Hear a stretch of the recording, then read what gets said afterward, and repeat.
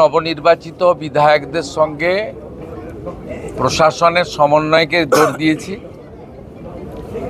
আমরা জোর দিয়েছি উন্নয়নে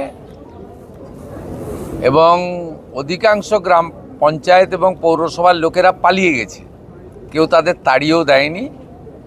ওদের মধ্যে দুটো গ্লানি কাজ করছে, একটা হচ্ছে ছাপ্পা মেরে জিতেছে তো মানুষের ভোটে জেতেনি, আর দ্বিতীয় হচ্ছে আবাস যোজনা থেকে শুরু করে ঠিকাদারদের কাছ থেকে এত অগ্রিম নিয়ে রেখেছে, এই যে বিপর্যয়, রাজনৈতিক বিপর্যয়, টাকা ফেরত দিতে হবে, সেই জন্য পালিয়েছে ওরা। কিন্তু পঞ্চায়েত পুরসভা বন্ধ থাকার জন্য সাধারণ মানুষের অসুবিধা হচ্ছে। আমরা আজকে বলে দিলাম যে পঞ্চায়েতে সচিব আছে, সচিব কাজ করবেন, পঞ্চায়েত অফিসকে অচল করে রাখার কোনো অধিকার কোনো ব্যক্তি বা কোনো দলের নেই। পঞ্চায়েত সমিতির তো এক্সিকিউটিভ অফিসার হচ্ছেন বিডিও, তিনি কাজ করবেন। আমাদের সমস্ত স্কিম চালু করতে হবে। তৃতীয়ত, কেন্দ্রীয় সরকারের সমস্ত স্কিমে যুক্ত হয়ে গেছি আমরা, তার সুফল যাতে আগামী জুলাই মাস থেকে জনগণ পায়, তার জন্য প্রাথমিক যে কাজ, আয়ুষ্মান ভারতের পোর্টাল, বিশ্বকর্মা যোজনার এমএসএমই ডিপার্টমেন্টের কমিটি তৈরি করে ট্রেনিংয়ের প্রস্তুতি, আরও নতুন 15 লক্ষ মা বোন দিদিকে উজালার 400 টাকা কম গ্যাসের সুযোগ পাইয়ে দেওয়া, উজালা 3। এরকম অসংখ্য জায়গায় রয়েছে যেগুলো নেগলেক্ট হয়েছিল।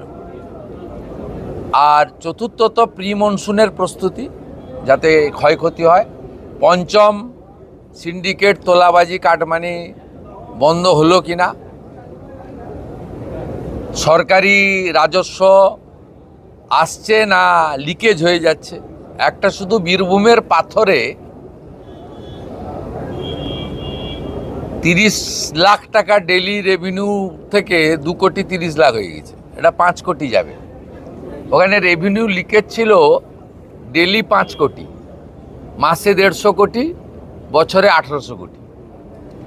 কি টাইপের রেভিনিউ লিকেজ হয়েছে, এটা একটা এক্সাম্পল। এটা সব জায়গায় আছে, পশ্চিম বর্ধমান, পূর্ব বর্ধমানে, বালিতে তো ভয়ঙ্কর।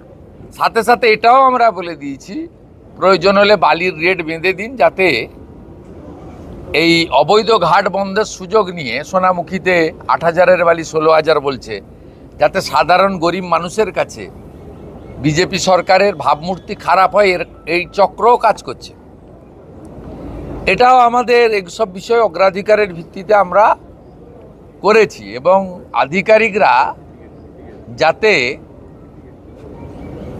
মেসেজ পেয়ে যায় যে সরকার কি চাইছে, সেই জন্যই তড়িঘড়ি করে এই মিটিং, এইরকম মিটিং আরও কয়েকটা হবে, যাতে আমরা সম্পূর্ণ করে দিতে পারি গোটা রাজ্যকে। এবং আজকে আমরা এখানে এই জোনে মোট 57টা সিট রয়েছে। 50 জন বিজেপির এমএলএ, 50 জনই এসছেন, ইনক্লুডিং মাই মিনিস্টার্স কলিগ। 7 জন টিএমসির এমএলএকে আমরা ডেকেছিলাম।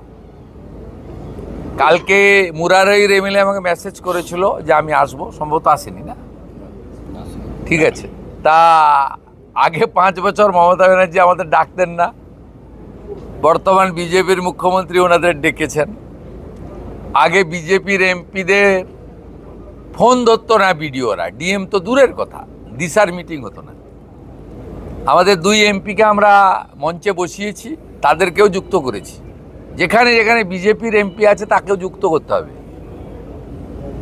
তারা দিল্লি থেকে টাকা নিয়ে আসবে, এনএইচের স্কিম, রেলের স্কিম সব ওরা দায়িত্ব নিয়ে আসবে। ডবল ইঞ্জিনের সুফল আমরা মানুষকে পৌঁছে দিতে চাই।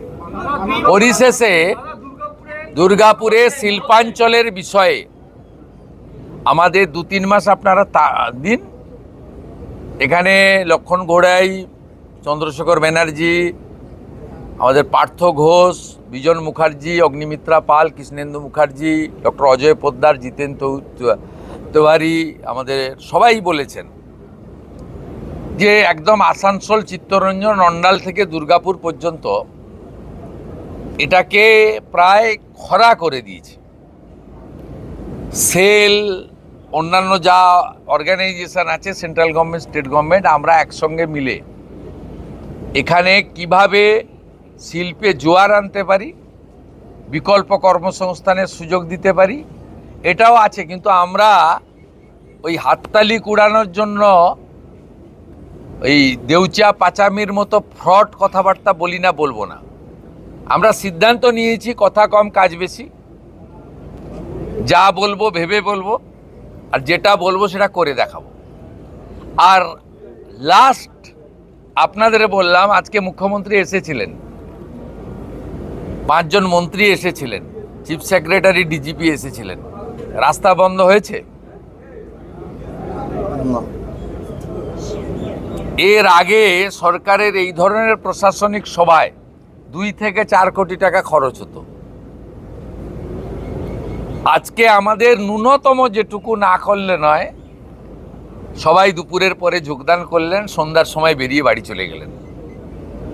আমরা প্রশাসনিক খরচ কমানোর উদ্দেশ্য নিয়েই অপ্রয়োজনীয়, বিগত দিনের সরকারের সময় 3 দিন ধরে সব শুট বুক থাকতো। 40 জন আইএস, 50 জন আইপিএস, 7,000 পুলিশ এবং কয়েক কোটি টাকা জলে ফেলা হতো। আজকে এগুলো আশা করি দেখতে পাননি, ভবিষ্যতেও আমরা সুযোগ দেব না এসব দেখার। এটা pro people government, double engine government. এই গভর্নমেন্ট মানুষ যা চায় তাই করবে। আপনার সরকার আপনার পাশে, আপনারা এই সুযোগ পরিষেবা আপনারা পাবেন, এটাই ছিল আমাদের মূল বিষয়। আমাদের ইতিমধ্যে নবান্নতে ডিবিসির চেয়ারম্যান আইএস সুরেশ কুমারকে রেখে মিটিং হয়ে গেছে, কোঅর্ডিনেশন মিটিংও হয়ে গেছে। আমরা 5টা জোনে ভাগ করেছি। এমনি সব জায়গায় বিডিও এসডিওরা ইরিগেশনকে নিয়ে করবে, 5টা জোনে ভাগ করেছি আমরা। নিম্ন দামোদর, ঘাটাল, কান্দি, মালদা, উত্তরবঙ্গ, 5টা জোনে বিভিন্নভাবে ভাগ করা হয়েছে, যেখানে এই জলে মনসুনের সময় বিগত দিনে ঘটনাগুলো ঘটে এবং মানুষ কষ্ট পায়। আমরা এক্ষুনি 100% সলিউশন করতে পারবো না, কারণ আমরা একদম খুব অল্প সময়ের জন্য দায়িত্ব নিয়েছি। কিন্তু সরকার ক্যালাস সরকার হবে না, আর পাহাড়ে মানুষ ভেসে চলে যাবে, আর মুখ্যমন্ত্রী মা দুর্গাকে নিয়ে প্যারেড করবেন, এসব কাজ এই সরকার করবে না। এটা সংবেদনশীল সরকার।